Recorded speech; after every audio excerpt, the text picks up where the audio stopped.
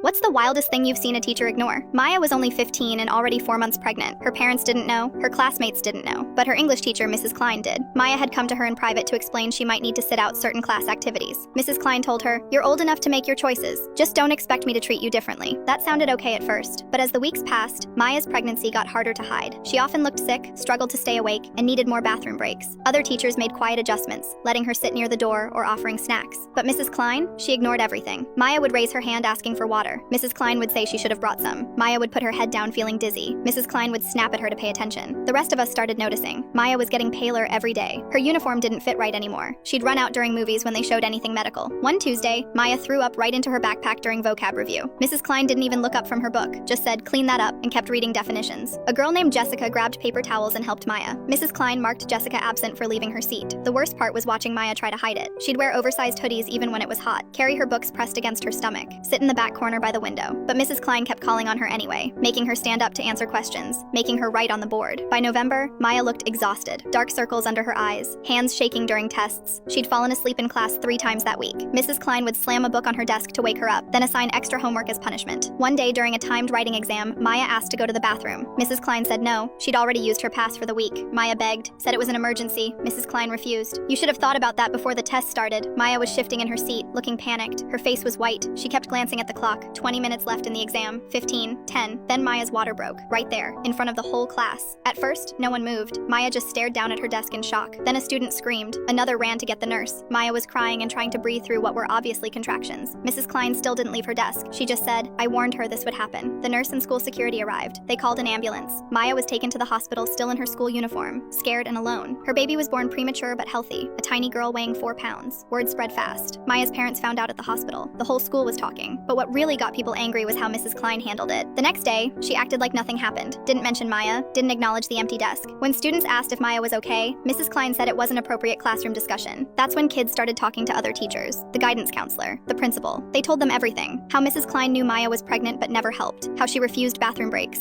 made her stand and walk around, ignored obvious signs of distress. The school launched an investigation. Mrs. Klein claimed she didn't know Maya was that far along, said she thought Maya was just being dramatic for attention. But students testified. So did other teachers who'd watched Mrs. Klein's behavior for months. Security footage showed Maya asking for help multiple times. Audio from the classroom captured Mrs. Klein's responses. The day Maya's water broke, you could hear her begging to use the bathroom. Then Mrs. Klein saying, "Absolutely not." In the end, Mrs. Klein was removed from teaching for failing to act in a medical emergency. She tried to fight it, said the school was making her a scapegoat, that she couldn't be expected to play nurse to irresponsible students.